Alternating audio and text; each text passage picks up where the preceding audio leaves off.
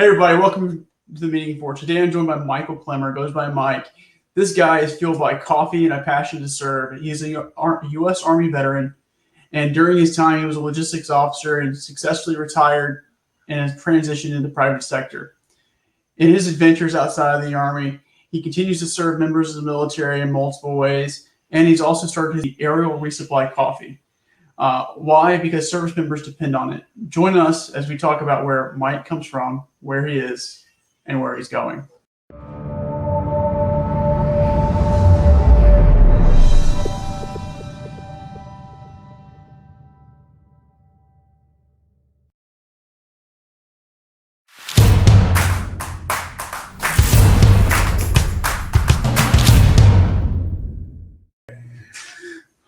Well, Mike, welcome to the Meeting Forge. So thank you so much for joining us today. And I'm privileged to have you on, so thank you for coming. Absolutely. Thank you for having me. This is, it's a humbling experience to be invited to a podcast and to be invited to, what you're doing here. And so looking forward to having a discussion with you today, Jim. So just a quick little plug here. So I ordered some coffee. It was a Spectre gunship. Right, I'm sitting there and I'm sipping it out of my 82nd Airborne. I had 2 cups of coffee over a few days. Yeah. I had out of my Golden Griffins 407th cup and my 37th Engineer cup. All right. And so here I am sitting here just drinking. And you know what? The next thing I'm realizing is this thing is laying, like this Spectre gunship is just coming in and laying fire for the day. He's providing that overwatch and kind of softening some targets, stuff like that. And then all of a sudden, what comes next? The paratroopers, the heavy drops, the door bundles, and the knees to the breeze. So I just thought it was kind of funny just kind of think about it. And I was like going, this is really good. And again, I had the Spectre gunship, and it was really good dark roasted coffee. So congratulations to your team and keep up the good work. And I look forward to getting more stuff from you. Absolutely. Thank you. That's great to hear. So I guess the first thing I want to ask is the dreaded interview question that everybody gets to ask is but tell us about yourself, Mike. Where did you come from? So, I'm a born and raised person so I was born in Juneau, Alaska.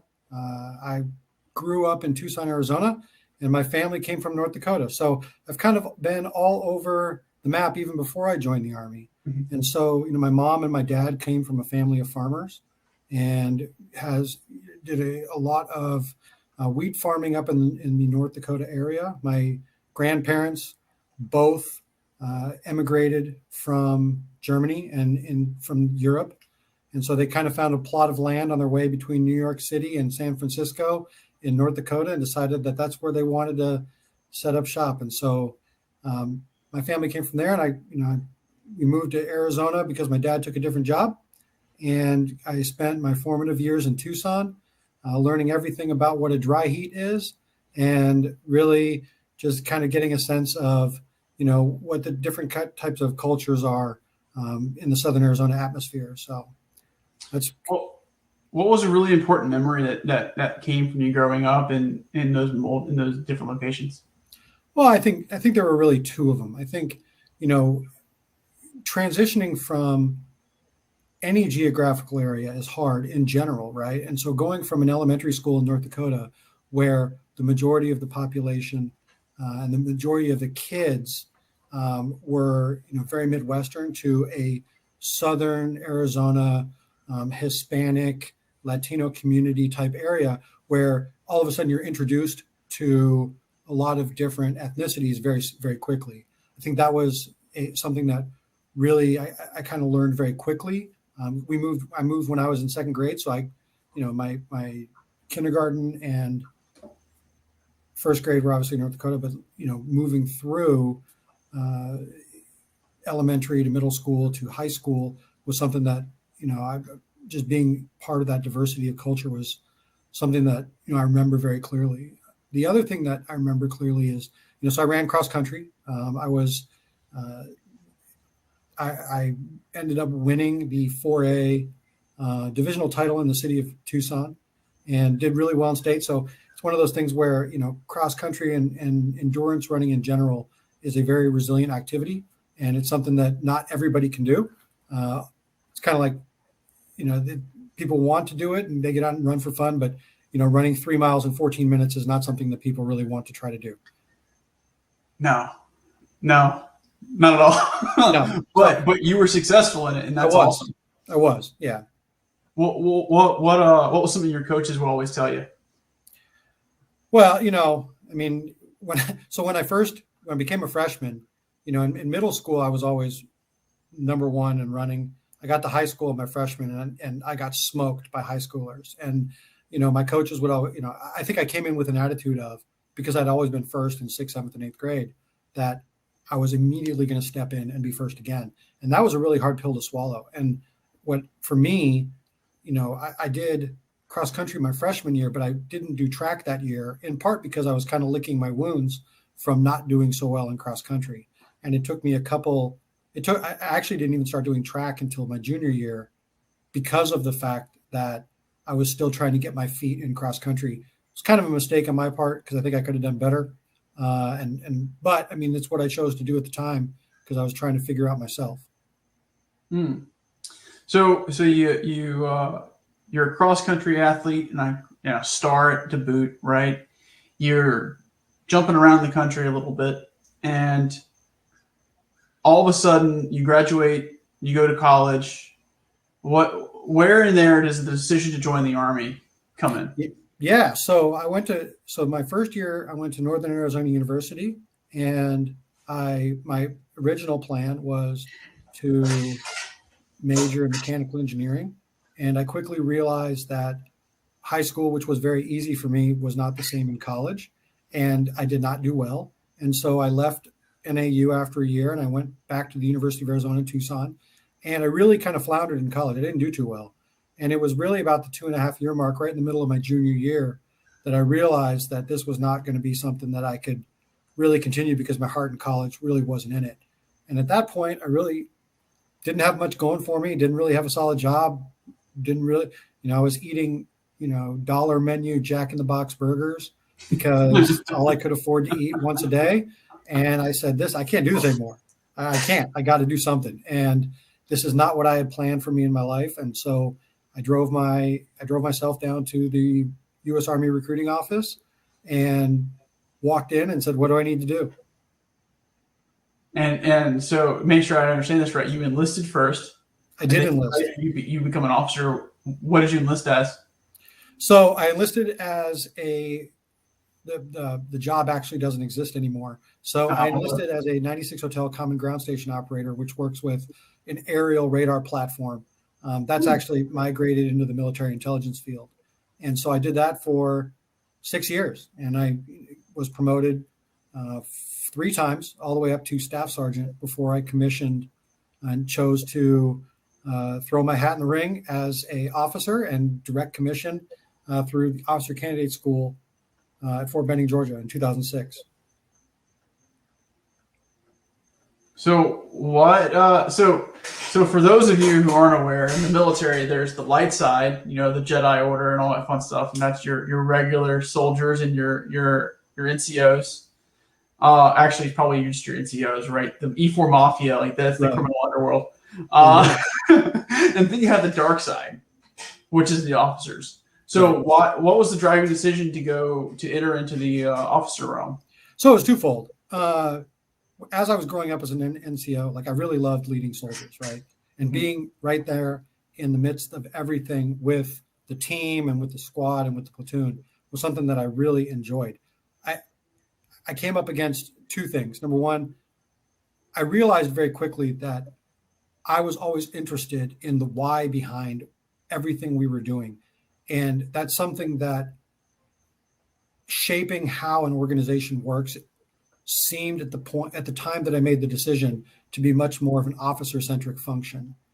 And then the other side of it was I looked at the upward mobility of what promotions would look like for me over the next 20 years. And quite honestly, the job that I was in for 96 Hotel had a very sharp funnel where I was looking at being promoted about one more time, maybe two, and that was about it.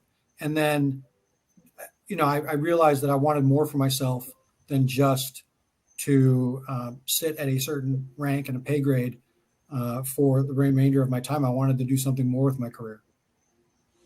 So you direct commission, you want more, you want a pursuit of why, kind of what's coming to mind for me. Yeah. And then did you land infantry, or not infantry, but did you want logistics as your first choice, or did you want something else? So, fun story. Back in 2006, when people were commissioning, you actually had to. It was all needs of the Army based. Currently, if you go through officer candidate school, it's considered order of merit based on how well you perform at the school through your physical fitness assessments, some of the tests that they do. And then they have a huge branch ceremony where you get to pick. And if you're number one and the branch that you want is on the board, then you get to pick that branch. When I went through in 2006, you had to submit your branch selections way before you ever attended OCS. And one of the requirements was 3 of the top 5 had to be combat arms. And so my top 2 was aviation and armor. I fully expected to be selected armor. Number 3 for me was quartermaster, and lo and behold, they gave me quartermaster. Top 3, what up? There you go. I got what I wanted at the end of the day. Oh yeah, I know that feeling all too well. So congratulations on becoming a quartermaster, and so you would then spend the rest of your Army career there as an officer, and going through. You reached the heights of, I want to say, major, if I'm not mistaken. I did. Yep, I ended my career as a major. What types of units did you serve in? So I served in mostly brigade combat teams. My first assignment as a lieutenant was 1st Brigade, 4th Infantry Division. And then I left there and I moved to 2nd Cavalry Regiment, where I commanded the HHT for the Regimental Support Squadron when we deployed to Afghanistan.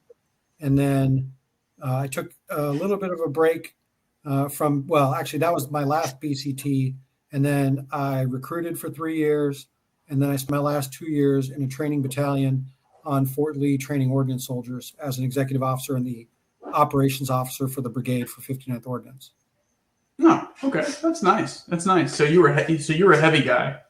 It sounds like light. So 1st Brigade was supposed to be a heavy brigade, converted to light to go to Afghanistan.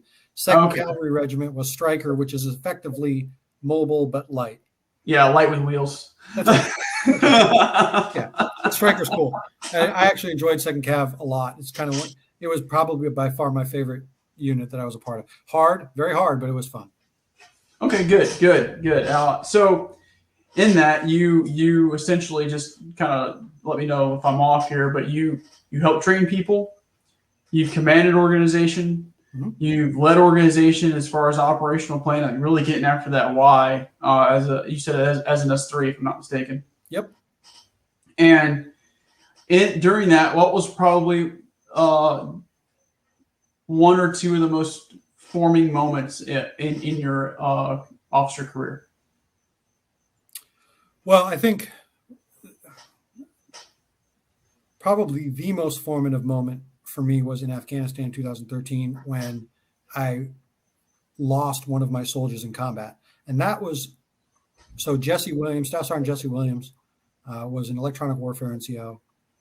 And he was probably one of the most motivated electronic warfare people I've ever met in my entire life.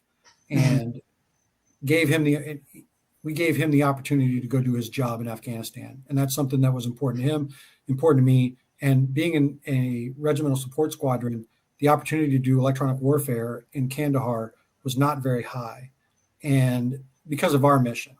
But he found his way over to the aviation battalions that were doing it and was able to go out on missions with them. And unfortunately, due to enemy action, the helicopter that he was in was hit, and there was a lot of people, passed away because of that. And that was extremely hard. And it's lost a lot of good soldiers, died that day. And that's a formative moment, because up until then in combat, you're in the fight, you're there, but nothing, it's not real until people get hurt, or people lose their lives. And at that point, it really, I think, shaped me, because I had never, I mean, this may sound weird to some people, but like I've never lost anybody close to me up to this point in my life.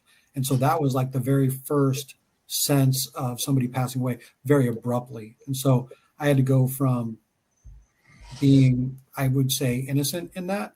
No, I mean, knowing full well that it could happen, but being innocent in it, to now I have to stand up and continue to lead 126 men and women in the unit through a very challenging time, but also pick them up and keep them going, because we still had a mission to do, which that's a very hard compartmentalized thing that you have to process as an individual. Yes, it is. It is one of the hardest things to deal with, is the loss of someone on your team like that. Right. So I guess from that experience, what was one of the biggest takeaways that you got from that, like from like pushing your team and pushing yourself through that? So I think what it really, administratively, one of the things that we realized very quickly was Jesse's paperwork was not in order, and it should have been. And that was something that I took very personally, because it was my job as the commander, and it was my sole purpose in life to take care of the soldiers and men and women under my command. Yeah. And what I thought had been done had not been done. And so I owned that, and that was very hard on me. And so from that point on, I made a very big commitment to make sure that in the preparation phase of anything I do, that my I's and T's are dotted, not just for myself, but for the people who I'm supporting, because those are the people who are counting on me. And so now, in my job, in my own business, in my family, like I'm very much, I take the initiative on all of the administrative stuff so that I can be sure that I'm not going to put myself or the people I love in harm's way unnecessarily. Mm-hmm. So you've taken this, and then you go through the next few stages in your Army career, and then you begin to retire. What, I guess, from what I saw, because we kind of transitioned about the same time, give or take, out of the military, and from LinkedIn's perspective, I saw like posts. What was some of the driving factors behind making your leadership post and gearing your content towards not just transition, but also being successful in the workplace and just in general? Well, I think for me, the thing that I really saw was a lack of conversations on LinkedIn about some of the leaders who were exiting the Army weren't having the conversations that needed to be had that would help bridge what the civilian world or what corporate America saw versus what the veterans that were coming out, who have a metric ton of experience to be able to bring into any organization. Those conversations weren't being had. The conversations that I found when I first started LinkedIn was solely on transitioning military. It was, how do we change resumes? How do I interview? How do I network? That's really all I saw. That was the limit. What I didn't see was the same people who were in strategic level positions or in very senior leadership positions having anything to do with teaching, coaching, and mentoring the next generation of veterans that were coming out of the service. And so I almost felt obligated to be involved in those conversations to make sure that there was a voice. And so I decided that that's kind of what I wanted to do and where I wanted to go. And, I would say the first year I didn't really know what I was doing, but I was putting things out there and hoping that, it would resonate with people. And I think it did. And now I think I have a much larger voice. I feel like I'm more comfortable having been removed from the Army now for almost a year. And, I've kind of hit my groove. Yes, you have. So you now have a job, you've transitioned, and I must say it's been pretty interesting watching from my perspective. And for those of you who aren't familiar, LinkedIn profile, check out Mike Klemmer on LinkedIn and check out what he's putting out, because he has some really good content. It's not just about transition too; it's about leadership, and it's about taking responsibility, and really owning those things and crossing the T's and dotting the I's.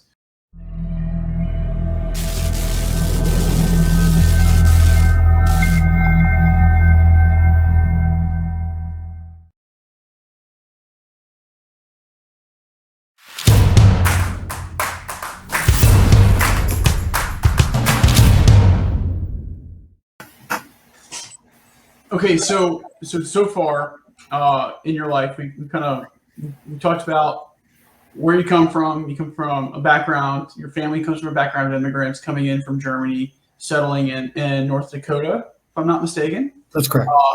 And you bounced around from Alaska, North Dakota, and Arizona.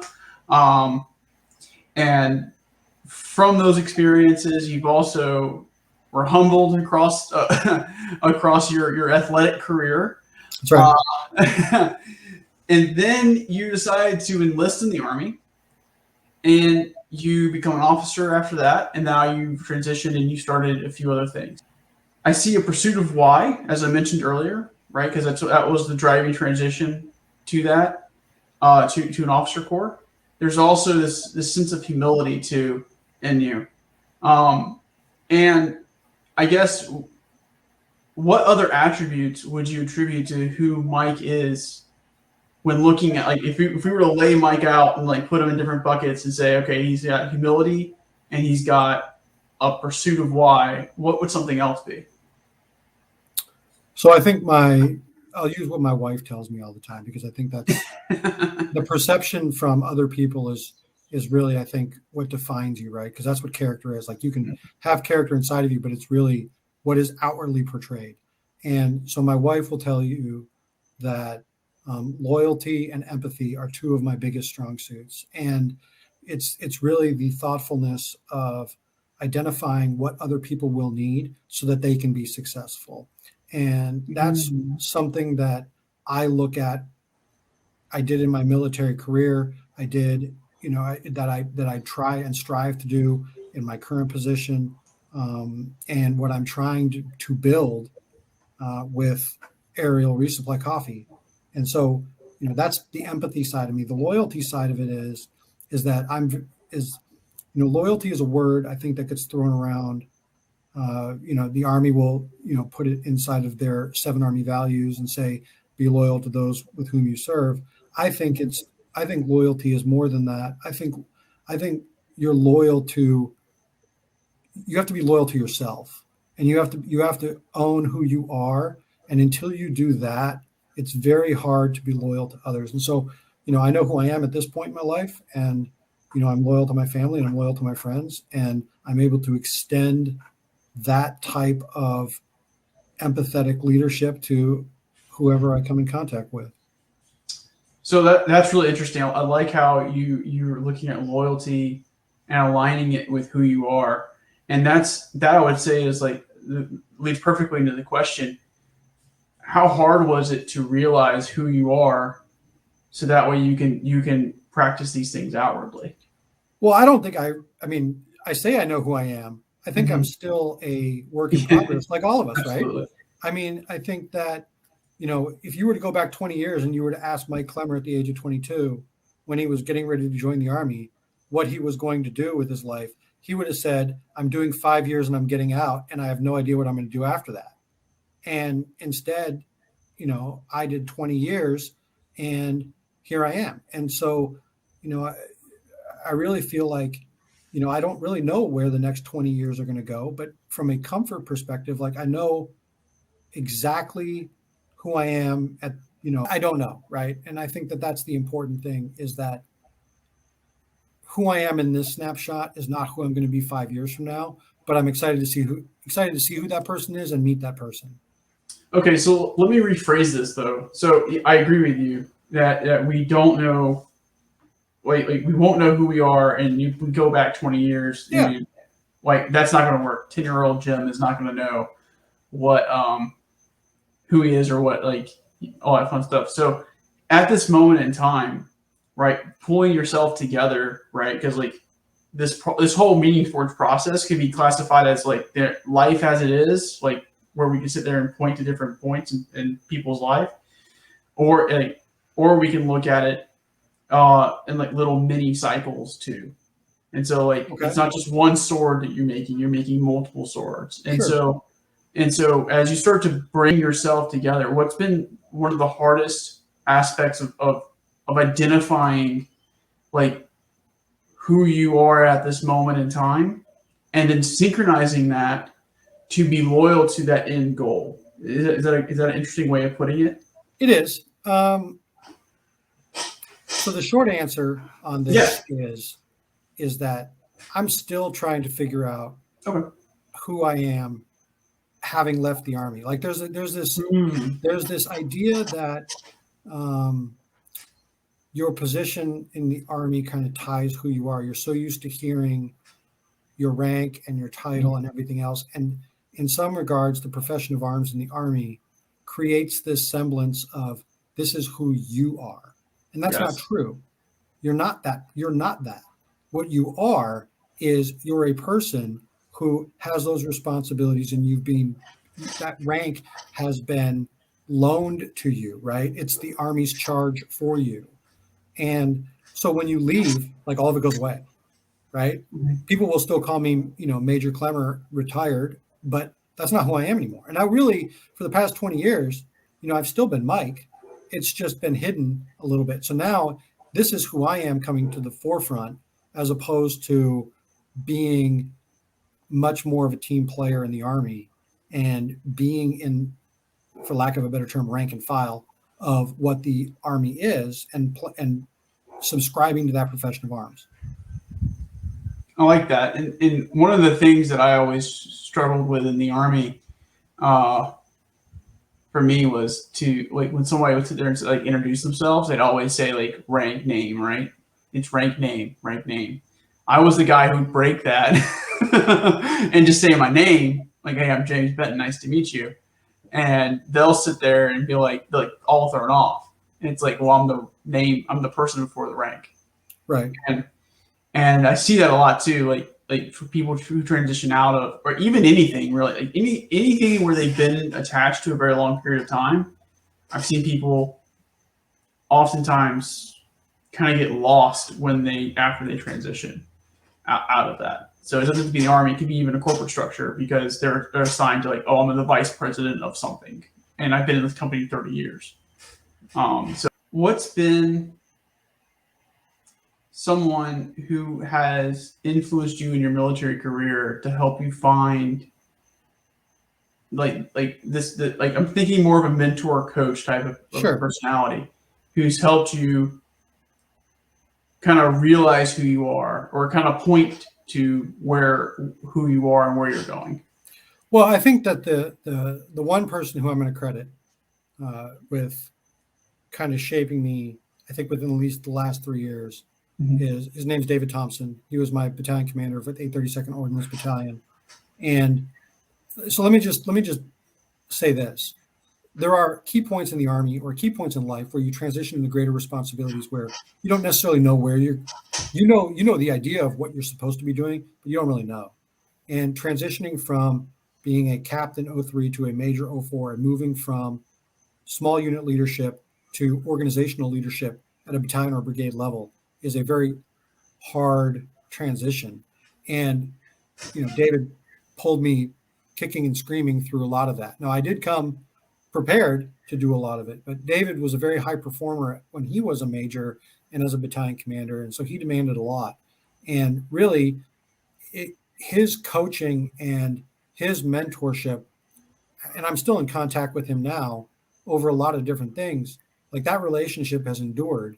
And he was able to kind of guide me into not only how to think, how to pull myself out of the small unit thinking, but to think much larger than just a battalion or a brigade, but how to think about how to influence organizational change to the Army. Like that, and that's something that, I've taken with me in every step now, which is pull my head out of the weeds, stop being an ostrich, and get your head out of the sand and start looking up, because that's where everything is. And that's something that he helped guide me through very well.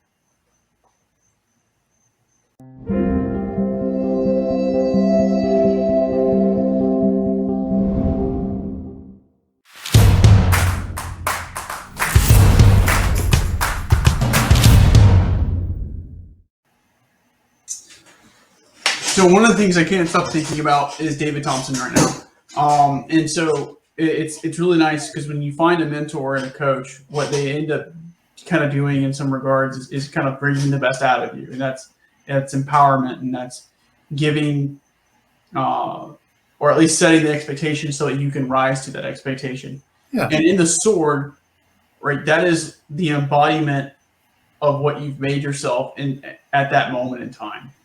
Okay, or at any moment in time that you deem. And one of the things that I kind of think about is how have you empowered people by coach, teaching, and mentoring them? And would you say that you've actually, let's just start with, how have you empowered people? Yeah. So, I arrived at 59th Ordnance Brigade, I think, with a very strong operational background. I think a lot stronger than the people there were expecting. And that was something that was important to me, was I recognized that what I know can't just be expected from other people. And I had spent a lot of time teaching people how to do things. David Thompson, one of the things that I really learned was how to teach, coach, and mentor people. And so I did that to build people up at the lowest level and teach them the individual tasks that would cohesively and in aggregate make what I wanted to happen so that the unit would function the way it did. And when I took over as the S3 for 59th Ordnance, that really expanded when I reorganized the operations cell and empowered my lieutenants and the NCOs that worked there to really take over some of the things that I used to hold very dearly to me, because I just couldn't do it all. There wasn't enough time, and I didn't have the energy to be able to handle that type of chaos in a brigade operations cell. It's just not possible. So you very quickly realize as an individual that you're reliant upon these people to do it. And so if you don't teach them what you want, then you can't expect them to do it. And if you teach them incorrectly, you're always going to do it incorrectly. And so I spent a lot of time, and I'm sure that the team who, if you were to ask them individually, will say that initially they didn't like me, and that's okay. But I think all of them have transitioned onto different units or outside of the Army or wherever they've gone, and they've all benefited from that type of education. From the sword perspective, then, so you helped empower the lieutenants and non-commissioned officers to help lift the organization in more ways than one, right? And synchronize all of those. Yeah. It sounds like an S3 to me. Yeah. But one of the things that I often see is people will wield the sword inappropriately, or they'll take it and they'll use it to stab at people versus helping them make their own, right? So was there ever a time where you had to learn the hard way and made a mistake, where you judged something incorrectly, and from that, what was the lesson learned? So okay. I think for me, empowering people and kind of where I kind of failed, I think, or where I've run into problems with kind of my leadership style is when I didn't have the shared communication between me and another individual, where we both understood the problem at the same time. And that leads to a lot of challenges where you want a task or you want a big event to occur, and it doesn't happen the way that you expect it to. in part because you as a leader didn't remove any obstacles that would prevent that person from being successful. And so I didn't do that very well. And it took me a long time to realize that, just because I want something done or because I want to help, I've been told, hey, go do this, Mike, and I'm bringing my team along to go do it. It's also my job to put my people in the best position of success. And it took me a very long time. It probably took me 15 out of my 20 years to realize exactly what that meant. So so if I could say this, maybe cutting away the chains that hold people back. Sure. And trying to lift them up, like hey, let's get up and let's get this done. I like it. Yeah.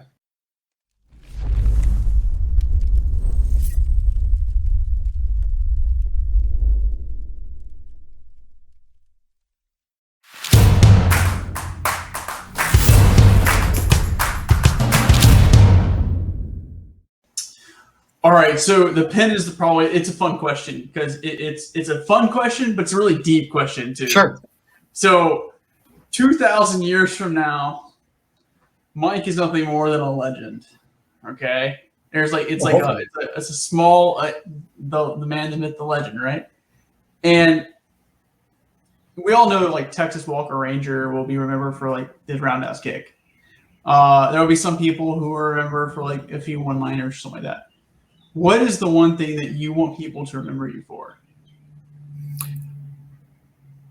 I want to be remembered, I think, as somebody who is engaged and empathetic. And I think that, to me, if I can leave behind a legacy of continuing to help others and being a catalyst for change within the veteran community, at least on a local level, I think that's important to me. I think, seeing kind of the veteran resources that exist here in Virginia. I mean, there's a lot of them. It's, in my opinion, it's not cohesive. And that's kind of a goal of mine, is to build some of these, rebuild a veteran community. And hopefully, that can be a legacy. I don't know if 2,000 years from now that'll exist, because there's a lot of people in between now and then, right? A lot of change can happen. But I think, within the next 20 to 40 to 50 years, my hope is that, we are able to create something here locally, and we'll see where it goes. So, okay, so there's that. Now, if somebody with an archaeological dig at the place that you live or something to that effect, what's the one item that you want them to find, and why? That's a really tough question. I don't know if I was prepared for that question. I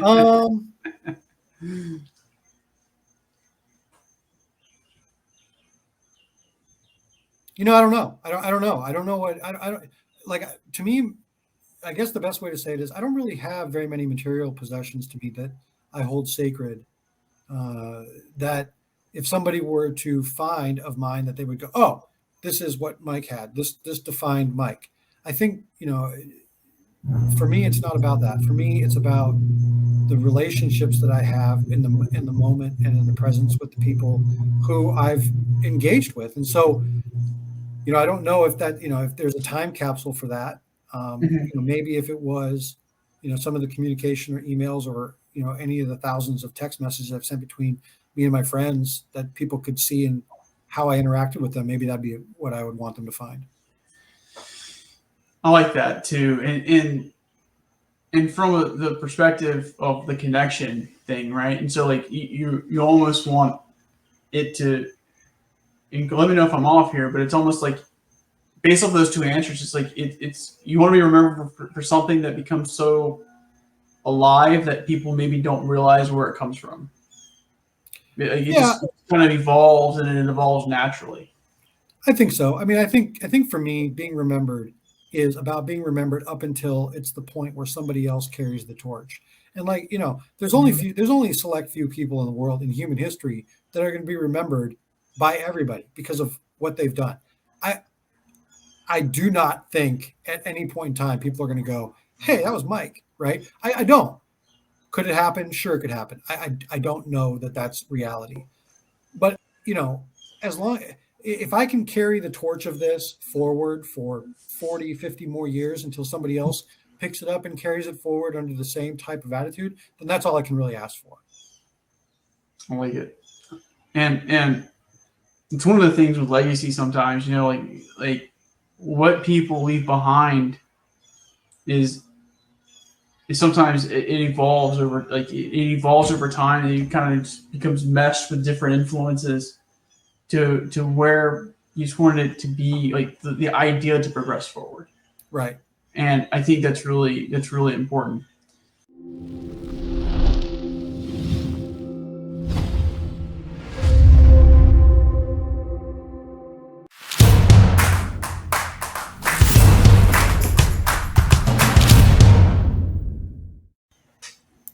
Okay, so when looking at the crown, like there's a few different ways I like to kind of phrase this.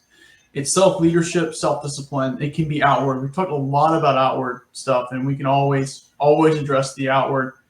What's been one of the hardest things to discipline yourself to? Say the question again, I'm sorry. What's been the hardest thing that you've had to discipline yourself into doing, like over time? Not necessarily just I have to do this and have to start this up. No, it's like what's the hardest thing you have to do over a long period of time? Generate my own initiative. And I think, I'm 40 years on this planet, and I would tell you that for the first 20 of them, I had a extremely hard time with just engaging people because I was not of anxiety. I didn't really want to, and so I would shy away from it. And I think, the internal initiative of saying this has to be done, you need to go do it. These are people you need to engage, or this is something that's important to you, but you need to get out of your own head. That's something that I had to overcome. That's not gone away. I still have to do that. I think a lot of people do. But for me, it's something I fight pretty consistently. And then on top of that, looking at having to chase on and be engaged, what is the one thing that kind of it excites you, but it's also a sense of burden, right? Like the crown is heavy, right? That sense of the requirements of the crown. What's a burden and an excitement of having your crown? Well, I think a burden of I think the burden is that you have this weight of responsibility that that people are relying upon you. My family relies on me. The people who I work with rely on me. And I think that there's coming from where I've, grown up, thanks to the Army, I think that, the phrase of, mission first kind of tends to still weigh on me very heavily. Right. And I don't know if that's ever going to go away. And so, the balance is always there. That's the burden, right? That's the burden of trying to prioritize what comes first in life. And I think the excitement, as being a leader and the excitement of everything I've done, I think, is watching other people or watching kind of the groundwork that I've laid or helped lay for them kind of flourish and seeing what they can do.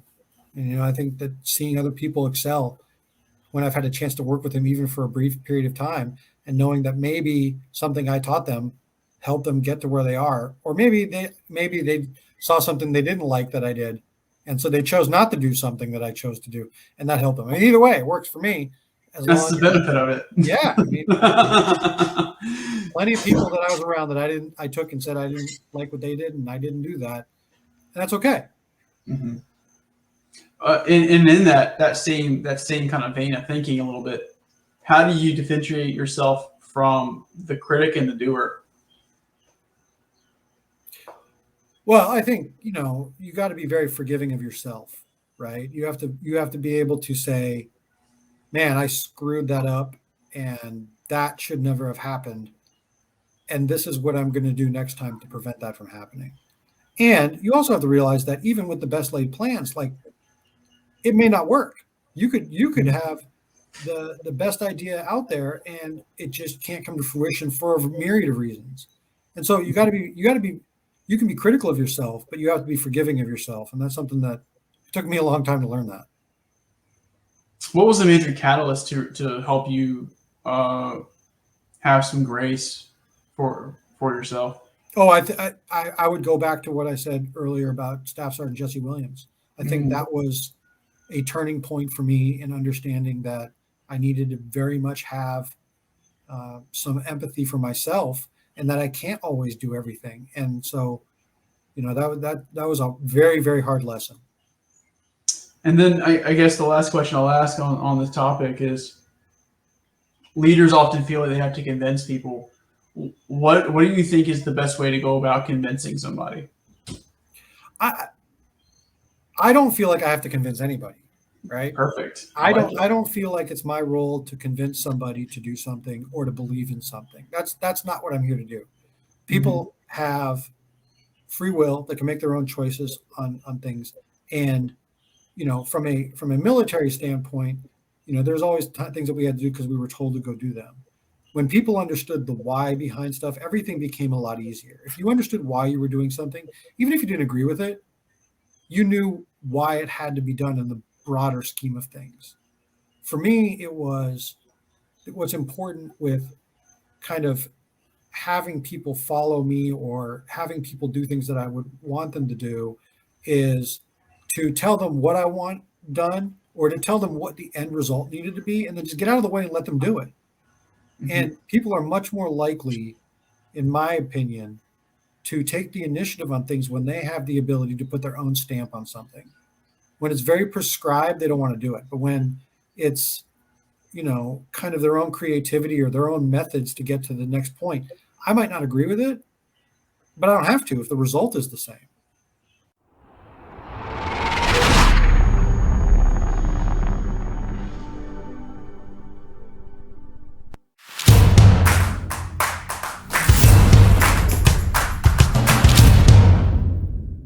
All right. So as we kind of enter into the summary here, there's a few things that I've just kind of sitting here, just kind of listening to your story and where you come from, and going through not only where you come from, but the hammer, the sword, the pen, the crown. And I find it interesting because there's like these underlying themes of adaptability, disengagement, and floundering a little bit through college, and then joining and enlisting in the Army. And then from that position, you start to transition. There's something that happens with your pursuit of why. Like I really like that, and creating, in some ways, like this, organizing yourself to that why, to your overarching why, which centers around loyalty and empathy. And with the loss of your soldier on a deployment, which is rough, there's also a sense of humility there, and that you start to see kind of the seeds of you forgiving yourself and becoming a better leader and enabling and empowering those around you to be successful. And then there's also there's a switch there too, from that disengaged to being engaged, and willingly confronting the things you don't want to confront. Let's just say that, right? Like, and so again, I appreciate you coming on, and I really enjoy this conversation. And I guess as we kind of close out, what's been 3 big books that you recommend anybody to read? Well, so I'm a reader, so I have a lot of books. But perfect. It's okay, and you have a lot of books on your back wall as well. So I'm sure hopefully some of the books I'm about to say are books that you've also read. So I think anybody should read How to Win Friends and Influence People by Dale Carnegie. I think that is an absolute must. I don't think people read. I don't think people even. There's not enough people that know about that book. Let's put it that way. Yeah, I think if they did, it would fundamentally change people. Yeah. The second book that I really like reading and I recommend is The 48 Laws of Power by Robert Greene. I think that is a unique book on the different strategies of how people try to, for better sense, manipulate others, but also how you see yourself in the world. And I think that Robert Greene did a good job with that. And then the last book I'm going to throw out, I think will kind of startle people, which is Starship Troopers. And so I think, politics aside, if you look at Starship Troopers as a small unit leadership book, it can teach you a lot about the importance of a lot of the things that we talked about here today, which is engage with your team, understand your purpose in the world, and understand what it actually means to lead people into very challenging situations. And just one more time, could you reiterate what your why is, like what your purpose is in the world? So I think as of right now, I think my purpose in this world is to really develop a cohesive veteran community and to build something much larger than myself here, starting in Central Virginia, and try to make, I mean, it sounds cliche, but make my little area of this planet a better place for a lot of people. And, I think that, you know, that's very cliche to say. I really look at it as I want the same type of cohesive atmosphere that I had from my military service with what I see out here. There's a ton of veterans everywhere, and we're all disconnected. We're connected on social media, or we see each other at the VFW, or we don't, or we see each other, we pass by each other like ships in the night, but we all have a story. And that's something that I think, is lacking. And I think we as a community would do better if at least the veteran community was a little bit more cohesive. I like that. And that would explain kind of where you are, especially after you transitioned and where you're serving now. So I love it. I love it. So again, thank you so much. On my show, that my guests get the last words. I don't, unfortunately, for the better and for worse. And so what I would like to invite you to do is your one-on-one final words. Your final words go to somebody who's watching this video, and this is your one-on-one time with them to offer your final words of wisdom, how you inspire and empower them to take on the hard challenges in life.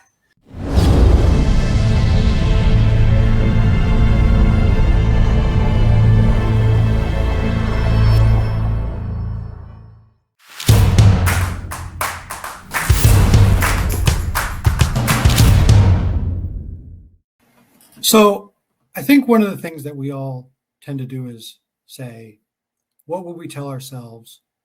What would we tell our younger selves if we had a chance to go back in time? And I think for me, if I were to send this message back to myself 20 years ago, it would be keep moving and don't close any doors. And you're going to be okay. And I think we tend to look at time very much as a static. Every minute is 60 seconds, every 60 minutes in an hour, and every day is the same, and it's not. And what you have to realize as you move forward is that it's very fluid. Some days will move faster than others, and time will get away from you. And so if you don't take that first step, if you don't get out of your head and move forward in life, then you will miss out on a lot of opportunities that you might have otherwise capitalized on because you're in your own head. And so, you can lead yourself out of some very hard situations just by moving one foot in front of the other, having the difficult conversation with yourself to accept that it may be challenging and be willing to fail. And if you do those things, then you'll be successful. And I hope that if you're willing to put yourself out there and you're willing to talk through and talk about these things with other people, that you'll see that you're not alone and that there are people out there, veterans who have all gone through very similar things, that will be right there next to you, putting their hand on your shoulder and helping guide you through it. So thank you very much. And James, I just want to say thank you for this interview and for everything in this discussion. It's been wonderful, and I appreciate it.